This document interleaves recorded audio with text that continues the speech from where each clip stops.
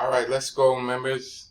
Let's go, members of my trading lounge. This is Master B here with the market recap for 127 2023. All right, so a couple of things I want to explain before I actually get into the process of what I was looking for.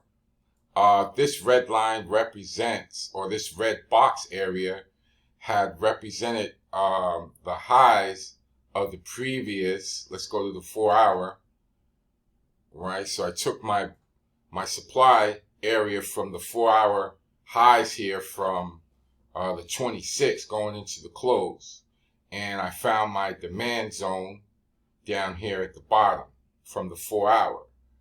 So once I dropped down to the 60-minute chart, I looked at the story of the 60-minute chart prior to going into the morning, and I had designated two areas that I was looking to take a trade, these two blue lines, right?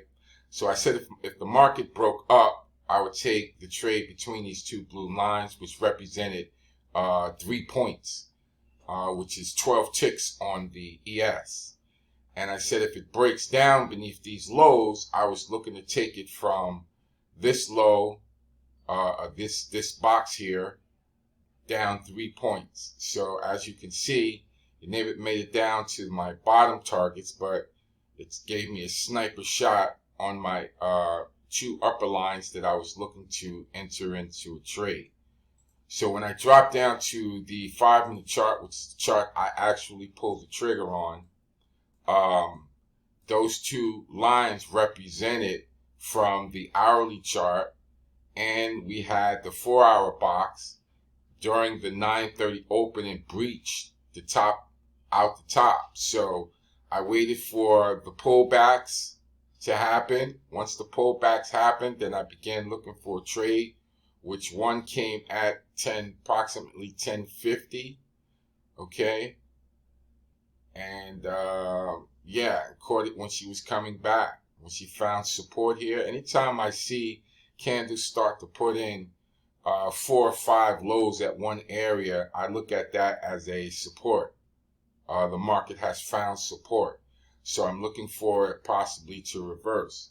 And some of the key things that I look for on that reversal is my spinning top dojis and hammers. Okay, once those spinning top dojis and hammers came at this support area, I waited for the candle to take out the high of that last spinning top, and that was my buy trade back up to the quarter point. Okay, again too, I like to use confluence. So once this pullback bar came in, I go from the over to the left, and I go down to find the origin of this thrust. Okay, so we had a first floor, we had a basement, as you were. We had a basement. Price went up, came back. We had a first floor. Okay. Price went up. She did a pullback. From that pullback, I put my Fibonacci in from this floor to when that bar started pulling back. Okay. When she pulled back into the golden ratio zone, and she did not close beneath the golden ratio zone. That was my cue that we're about to get ready to trade. Okay?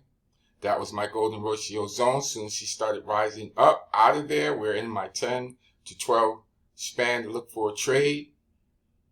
Okay? Entry. Boom. Stop loss.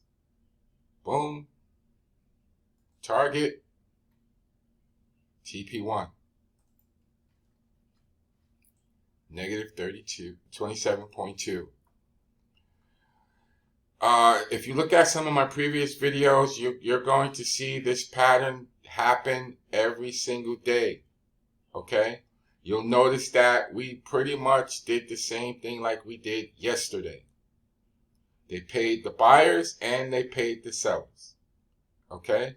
And going into the close or the afternoon trade, once again, she's hit the quarter point.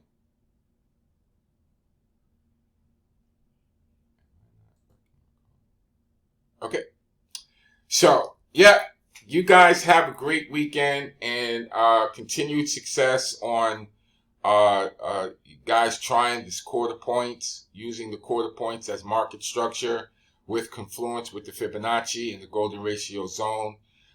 This is Master B wishing you continued success in your journey, and I'm out. Have a great weekend.